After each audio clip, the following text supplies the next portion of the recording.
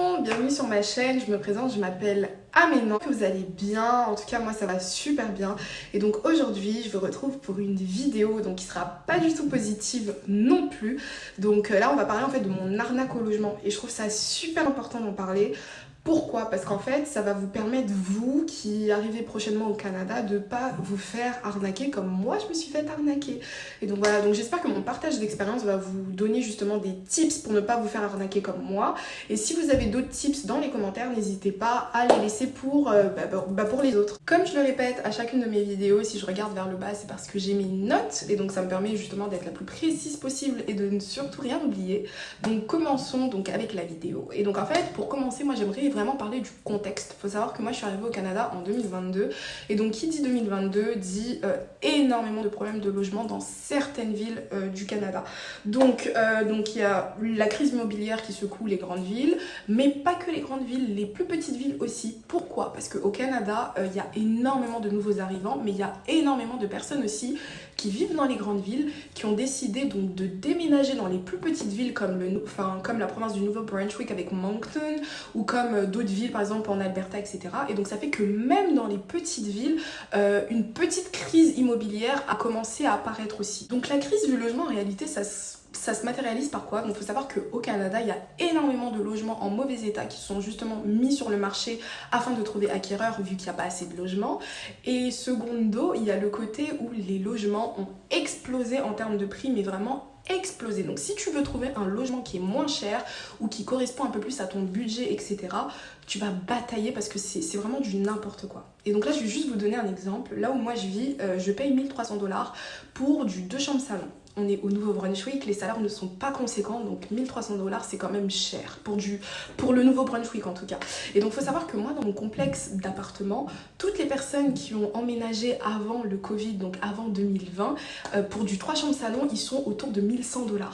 Et vu que je suis curieuse et que j'adore chouiner, regarder sur internet et tout, c'est ma passion, j'ai retrouvé des archives de la société qui s'occupe de faire des locations donc d'appartements, donc mon agent immobilier entre guillemets, j'ai retrouvé des archives sur leur site internet qui datent de 2017 et en 2017 3 chambres salon c'était autour de 900 $ et 2 chambres salon c'était maximum 750 $, sachant qu'on est dans un quartier qui est quand même super bien, etc. pour les enfants, il n'y a pas de criminalité, etc. Donc dites-vous, en 2017 mon appartement là dans lequel je suis, il avait une valeur de 750 $, et là on est en 2022, vu que moi j'ai commencé à louer en 2022, et ce même appartement il coûte 1300 $. Donc dites-vous que c'est aberrant comment les logements ils ont augmenté. La deuxième chose que je voulais dire aussi, parlons de la période, donc ma période d'installation. Donc il faut savoir que moi je suis arrivée en août et donc je vais chercher un appartement donc pour courant août ou début septembre. Sachant que moi je sais qu'au Canada, vu que j'ai fait mes recherches, je sais qu'au Canada, on loue pour la plupart du temps, on loue pour une année entière et les propriétaires ils aiment bien commencer à louer à partir du début du mois donc suivant, et donc ça fait c'est beaucoup plus simple. Enfin logique, du 1er septembre par exemple au 1er, j'ai n'importe quoi, du 1er septembre au 1er septembre de l'année d'après, donc c'est beaucoup plus simple. Donc dans certaines provinces comme le Québec, en fait la période des déménagements est super marquée. Par exemple, au Québec, on sait qu'on déménage le 1er juillet. Rien à faire, on déménage le 1er juillet. Mais il y a d'autres critères aussi à prendre en compte, notamment concernant la région du Nouveau-Brunswick. Donc, par exemple, au Nouveau-Brunswick, on va pas te dire que le 1er juillet, tout le monde déménage comme au Québec, etc. Et ça, c'est plutôt très québécois. Mais par contre, au Nouveau-Brunswick, on va te dire attention à la période d'été, parce qu'en été, il y a énormément de jeunes étudiants qui arrivent, et vu qu'il y a énormément de jeunes étudiants qui arrivent pour l'université de Moncton, en fait il n'y a plus de logements disponibles, et en fait c'est logique. Donc en fait je suis arrivée dans une période qui est très critique en termes de recherche d'emploi, en tout cas dans ma province à moi. Donc voilà, et il faut savoir que Moncton c'est pas très grand, donc ça veut dire que en fait il y a beaucoup de gens qui viennent juste pour l'université de Moncton. Donc quand tu enlèves cette partie-là de la population qui arrive rien que pour l'université de Moncton, ça te prend vraiment pas mal de pourcentage en termes de disponibilité du logement. Voilà, donc je voulais vraiment faire un petit point sur la période. Le troisième point qui a fait que je me suis faite arnaquer, c'était ma vulnérabilité. Je pense que c'est beaucoup plus simple d'arnaquer une maman qui est toute seule avec son enfant plutôt que d'arnaquer un homme d'1m80 et qui a des muscles gros comme ça en fait. Et la vulnérabilité aussi, c'est pas que par rapport à ça, mais c'est aussi par rapport au fait que en fait, t'es nouvel arrivant. Et quand t'es nouvel arrivant, ils savent que tu ne connais pas le processus, ils savent que tu ne connais pas la manière dont le système il fonctionne, etc. Donc en fait, t'es beaucoup plus amène à te faire arnaquer. C'est pour ça qu'il faut faire énormément tes recherches avant. Et c'est pour ça que j'ai tout fait pour ne pas trouver un appartement avant d'arriver, parce que j'avais peur de tout ça. Mais malgré ça, je me suis fait quand même arnaquer. Donc vraiment, écoutez bien ce que je vais vous raconter. Donc je fais vraiment étape par étape pour que vous puissiez comprendre le contexte, etc. Et après, je vais vous raconter comment est-ce qu'ils m'ont attrapé dans leur filet. Et là, vous allez comprendre. Rentrons maintenant dans le vif du sujet du comment est-ce que je me suis fait arnaquer de 1300 $. Donc il faut savoir que quand je suis arrivée au Nouveau-Brunswick à Moncton, j'ai décidé de prendre un hôtel pour 1 semaine et demie. Donc vous allez me dire 1 semaine et demie c'est peu, mais je vous assure qu'en 1 semaine et demie, vous pouvez trouver un appartement. Donc en fait, moi mon objectif c'était quoi? Je loue pour 1 semaine et demie, si je trouve tant mieux, si je trouve pas, j'ajoute des jours, je rajoute des jours ou des semaines. Ensuite, j'ai décidé de descendre dans un hôtel parce que je ne voulais pas en fait avoir le stress du Airbnb. Et parce qu'un Airbnb, vous avez une chance sur deux pour que ça se passe bien ou pas bien. Donc je voulais pas me mettre dans ces complications. Donc on a décidé de descendre dans un hôtel. Dès le jour 1, ce que j'ai fait, c'est que j'ai clairement commencé à contacter toutes les agences immobilières qui étaient donc connues au à Moncton. Et aussi ce que je faisais, c'est que je faisais du networking parce que je demandais aussi aux agents qui travaillaient dans l'hôtel donc leurs conseils, etc. Et puis s'ils avaient des contacts. Donc je suis tombée sur plusieurs agences immobilières, j'ai commencé à faire des visites, etc. Et puis après je suis tombée sur un appartement qui m'intéressait. Pourquoi? Donc l'appartement il m'intéressait parce qu'il y avait c'était du 2 chambres salon, l'appartement il était neuf à 100%. Et puis les charges étaient incluses. Pourquoi? Parce que quand j'ai commencé à faire mes visites d'appartement, je posais toujours la question aux gens qui faisaient les visites avec moi du combien est-ce que coûtent les charges au Nouveau-Brunswick en hiver? Parce qu'en été, tout le monde sait que l'été c'est plutôt cool, mais en hiver, combien est-ce que ça coûte? Donc en fonction de l'avis des personnes, chacun me disait un peu son avis, etc. Mais ce qui en découlait, c'est que ici en hiver, tu peux payer facilement 350 $ de facture d'électricité si tu souhaites donc bien chauffer ton appartement. Donc moi j'ai commencé à avoir peur, etc. Et je me suis dit bon un appartement qui propose justement donc 1300, qui propose donc le loyer incluant les charges, c'est beaucoup plus rassurant pour une personne qui vient d'arriver et qui n'a pas encore conscience justement des charges. Et puis secondo, c'est un moyen justement de faire des économies parce que si ton propriétaire il te paye tes charges, finalement moi il allait me rester que la Wi-Fi et ma facture de téléphone à payer. Donc c'était vraiment super intéressant. Donc j'ai postulé pour pouvoir avoir le logement. Ils étaient super contents dans l'agence immobilière parce qu'ils trouvaient que mon profil il était intéressant vu que j'étais une femme avec un enfant, donc pas de risque. On s'entend bien qu'une femme avec un enfant a plus de chances justement d'avoir l'envie de payer son loyer plutôt que par exemple un jeune homme qui peut potentiellement s'en foutre de payer son loyer et prendre beaucoup plus de risques dans la vie, enfin bref. Donc j'ai postulé avec eux, etc. Donc 24 heures plus tard, ils m'ont contacté en me disant oui, le propriétaire, il a accepté que vous soyez la personne qui occupe le logement, etc. Donc j'étais vraiment super contente. Et ce qui se passe, c'est quoi? C'est que je continuais les visites avec d'autres agences immobilières. Je continuais de regarder un peu ce qui se passait sur le marché. Je continuais d'appeler aussi les agences immobilières. Je continuais vraiment tout mon possible. En fait, je partais du principe que tant que je suis pas rentrée dans le logement, je ne dois rien prendre pour acquis. Et ça, c'est une mentalité que j'ai. Donc, tant mieux pour moi. Mais voilà, je continuais ma petite vie. Donc, en 1 semaine et demie, littéralement, j'ai trouvé un appartement qui me convenait. Donc, je continue les visites et 2 jours plus tard, je reçois un appel de mon agent immobilier, justement. Et donc, l'agent immobilier, il me dit « Oui, madame, voilà, on a un petit contre-coup, etc. » Donc, le propriétaire, il a décidé, en fait, de pousser votre entrée dans le logement de 2 semaines. Et donc là, je commence à peser les pour et les contre. Et je partais du principe que 2 semaines, c'était pas aussi ouf que ça, sachant que parmi tous les logements que j'ai visités dans le Nouveau-Brunswick et toutes les annonces que je vois, il n'y a aucune annonce qui me propose un logement justement avec les charges incluses. Donc quand je fais le calcul des économies que je vais potentiellement faire sur une année, etc., louer 2 semaines en plus de Airbnb, c'est pas si mal que ça. Et d'ailleurs, l'agent immobilier, il était vraiment super sympathique et il m'a aidé à trouver un Airbnb, donc je suis restée dans un Airbnb. Je rentre dans le Airbnb, tout se passe super bien et quelques jours plus tard encore, l'agent immobilier il m'appelle en me disant ok madame, il est temps maintenant de faire le dépôt donc de garantie pour le logement. Donc ici le dépôt de garantie tu payes la plupart du temps 1 mois et donc c'est considéré comme étant 1 mois, enfin ton dernier mois de loyer. Donc le jour où tu vas décider de partir, donc le dernier mois si tu n'as rien abîmé dans l'appartement, bah, tu le payes pas vu que tu l'as déjà payé entre guillemets avant de rentrer dans le logement. Et donc moi j'étais d'accord, donc je suis partie, je suis allée donc payer les 1 300 $ et rebondissement. Dès que je termine de payer les 1 300 $, je dis ok, donc mon contrat il est où? Et donc on m'explique dans l'agence que non, il n'y a pas de contrat, ça se passe pas comme ça au Canada, que vu que le logement je suis pas encore prête à rentrer dedans, on me donne aucun contrat, donc voilà, mais j'ai la facture de ce que j'ai payé, donc ça me sert de contrat. Je trouve ça super méga bizarre et donc pour pouvoir un peu forcer, pour pouvoir avoir le contrat, je dis à la dame oui mais moi en fait j'ai vraiment besoin du contrat pour pouvoir inscrire ma fille à l'école, on me l'a demandé, etc.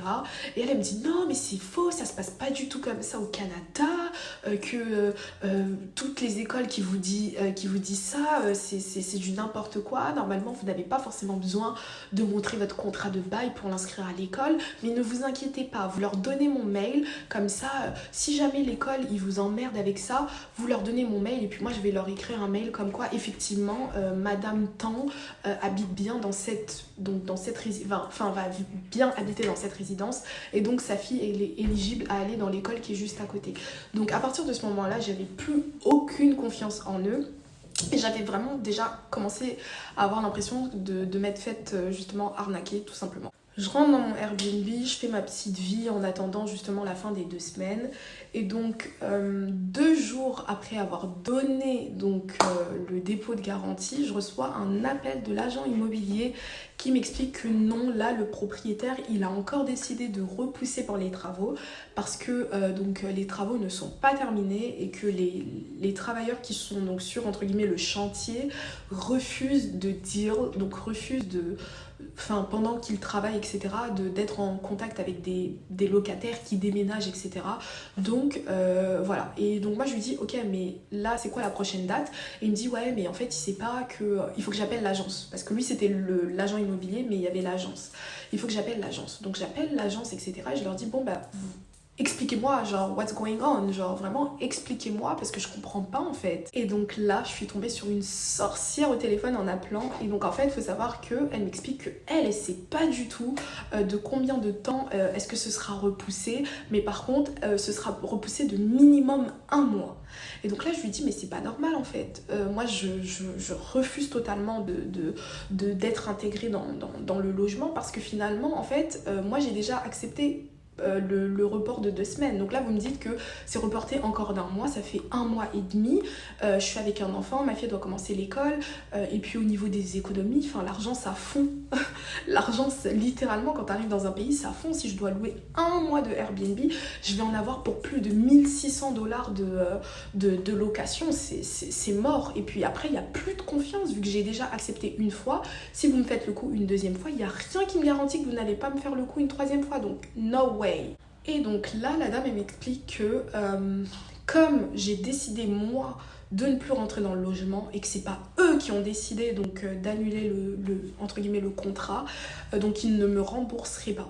Tout simplement que eux ils ne remboursent pas parce que bah, c'est moi j'ai décidé là au téléphone de dire que je ne veux plus rentrer dans le logement, donc merci, au revoir. Tout simplement. Et donc voilà comment je me suis faite arnaquer de 1 300 $. Et voilà, et j'en parle parce qu'il faut en parler pour que d'autres évitent de se faire arnaquer aussi. Donc là voilà, le dernier point que j'aimerais regarder avec vous, etc. c'est le point des red flags, parce que en fait plus je pense à ce qui m'est arrivé et avec l'expérience au Canada, et plus je me rends compte qu'il y avait des red flags mais qui étaient énormes. Alors je prends mon ordinateur pour vous parler justement des red flags. Donc il y en a quand même, donc il y en avait énormément. Donc le premier red flag, c'était du fait que l'immeuble il était vide. Donc moi j'avais posé la question, donc pourquoi est-ce que l'immeuble il est vide? C'est un peu bizarre, non? Et en fait on m'expliquait que non, l'immeuble il est vide parce que le propriétaire, il avait été, l'État lui avait demandé de retaper son immeuble parce qu'en fait il y avait des gros travaux à faire, et donc pour la sécurité de tout le monde, il a décidé en fait d'enlever tous les locataires et de pouvoir faire des travaux tranquillement sans que personne puisse se blesser, etc. Donc ok, why not, comme on dit. Donc le premier point qui aurait dû me faire comprendre que c'est de l'arnaque, c'est qu'en fait, il y avait toujours des travaux en cours dans l'immeuble.